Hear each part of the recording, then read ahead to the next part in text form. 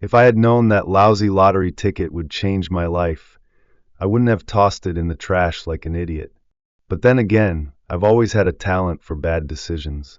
Look, I've never been a lucky guy. Never won a contest. Never found money lying on the street. The only time I won anything was when I pulled the short straw at work and got stuck cleaning the office microwave after Mike from accounting exploded his spaghetti in it. Twice. So why did I still buy a lottery ticket every week? Habit, I guess.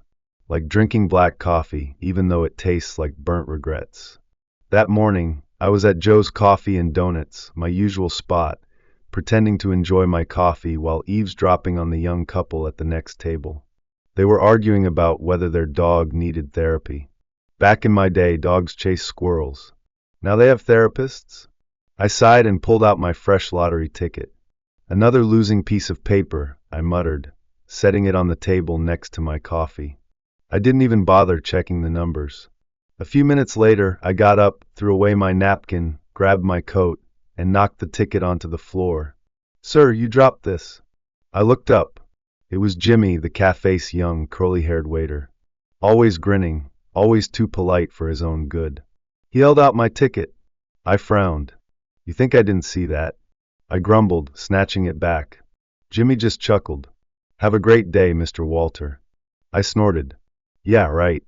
As I walked out, I glanced at the trash can near the door, and in one smooth motion, I tossed the ticket right in. Why? Because I was sure it was worthless. Boy, was I about to learn how wrong I was. That evening, I did what any self-respecting old man does at 7 p.m. I settled into my recliner, flipped on the news, and prepared to complain about something. Probably the weather. But then, and tonight's winning lottery numbers are 14, 27, 35, 42, 56, and lucky number 13. My heart stopped. Wait. My brain went into emergency reboot mode. I squinted at the screen, trying to recall the numbers I had barely glanced at that morning. And then, like lightning striking a very dumb tree, it hit me. I had won $25 million. 25 million. I shot up so fast that my recliner nearly tipped over. "My ticket!" I yelled, startling my cat, who bolted under the couch like I had personally betrayed her. My hands shook as I patted my pockets. Nothing. My wallet? Empty. My coat? Nada. I tore apart my apartment, sending newspapers, remote controls, and an embarrassing number of unpaid bills flying. Then, like a slow-motion horror movie, I remembered. The trash can. At Joe's. For a second, I considered that maybe this was a heart attack. Or maybe I was dying, and this was God's cruel joke before taking me. But no, I was still breathing, barely. Without thinking, I sprinted out the door, wearing only my slippers and the raw desperation of a man who had just thrown away his future. I reached Joe's Coffee and Donuts in record time. Not bad for a 72-year-old who usually considers walking up the stairs an extreme sport. I barreled through the door, panting like I had just run a marathon in a sauna.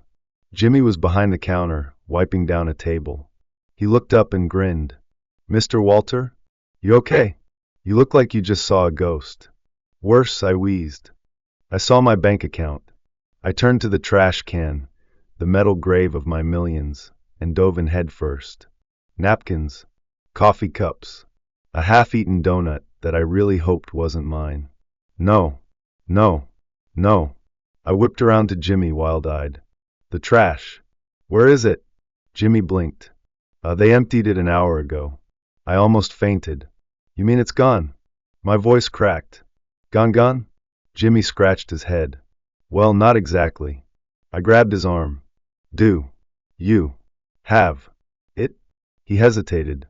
And that's when I saw it, a little flicker of mischief in his eyes. "Well, technically, yes." My knees nearly gave out. "Where?" Jimmy reached into his pocket and pulled out a lottery ticket. I lunged for it, but he held it back, smirking. "Not so fast, Mr. Walter. Let's talk." I groaned. "Kid, this isn't a game." Jimmy chuckled. "Oh, I know. But here's the thing, I'll give it back. On one condition." I narrowed my eyes. "What kind of condition?" Jimmy leaned on the counter. You have to do 5 nice things for other people. 5 acts of kindness. No complaining. I stared at him. Was this kid serious? This was $25 million. And he wanted me to what? Help old ladies cross the street? Compliment someone's ugly sweater? Or, Jimmy continued, you could call the cops and say you threw away a lottery ticket, and I rescued it. He shrugged. Pretty sure they'd side with me. I opened my mouth. Closed it. He had a point. I groaned, rubbing my temples. Fine. Fine. 5 acts of kindness. But after that, I get the ticket.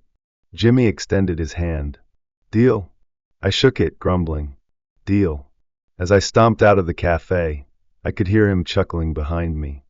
This was going to be the longest day of my life. If misery had a face, it would look exactly like mine that morning. There I was, 72 years old, shuffling down Main Street with one goal in mind, doing 5 good deeds so I could get my $25 million ticket back from that grinning little menace named Jimmy. I took a deep breath. How hard could this be? Kind act number 1. Helping Mrs. Thompson, the human speed bump. First opportunity. Mrs. Thompson, our town's slowest pedestrian, was attempting to cross Main Street. If you've ever seen a turtle in a traffic jam, you get the picture. Normally, I'd avoid this situation like I avoid salad. But today I was on a mission. I sighed and walked up to her. Need a hand, Mrs. Thompson? She squinted at me. Walter? You? Helping? I forced a smile. Trying something new. She chuckled. Well, I'll be damned. All right, son, take my arm. 7 minutes. 7 entire minutes. That's how long it took to cross. Cars honked, a guy on a bike cursed, and at one point, I was pretty sure time itself slowed down out of sympathy. But hey, 1 act of kindness down, 4 to go. Kind act number 2, feeding the ungrateful. Next up. A homeless man sitting outside the diner with a sign that read, hungry. Anything helps. Bingo. Easy. I walked inside, ordered a big burger, and handed it to him. Here you go, buddy. The guy looked at the bag, then at me. No fries? I blinked. What? He shrugged. Burger's great, but a burger without fries? That's like a joke with no punchline. Oh, for the love of... Grinding my teeth, I went back inside, ordered a large fry, and handed it over. He grinned. Now that's a meal. Thanks, man. 2 down. 3 to go. Kind act number 3. The grocery cart disaster at the supermarket. I saw a frazzled young mom trying to wrangle her 3 kids while her groceries tumbled from her overfilled cart. The old Walter would have kept walking. But the new, lottery ticket-motivated Walter? He sighed and bent down to pick up her cereal boxes. Need help? The mom looked at me like I had just handed her the keys to a free vacation. Oh my God, yes. Thank you. Before I knew it, her toddler grabbed my hand and beamed up at me. Are you Santa? I snorted. No kid. Santa's got more hair. Her mom laughed. Seriously, that was really kind of you. For some weird reason, that actually felt nice. I ignored the feeling and walked away. 3 down, 2 to go. Kind act number 4. Parking meter mercy outside the pharmacy. I saw an elderly man patting his pockets in frustration. His parking meter had expired. I sighed, reached into my pocket, and popped a quarter in the meter before he could get a ticket. The man looked up in surprise. Why, thank you, young man. Young man? I hadn't been called that in 4 decades. I grinned. Anytime. 4 down. 1 to go. Kind act number 5. The hardest one yet. Back at Joe's Coffee and Donuts, I stomped inside, ready to collect my prize. Jimmy was behind the counter, whistling as he wiped down a table. He looked up and grinned. Well, look at Ohio's newest philanthropist. I groaned. I did your stupid 5 good deeds. Now fork over the ticket. Jimmy leaned on the counter. Did you really do 5? Yes. I listed them out, Mrs. Thompson, the burger guy, the frazzled mom, the parking meter man. Jimmy nodded. All right. But there's one more thing.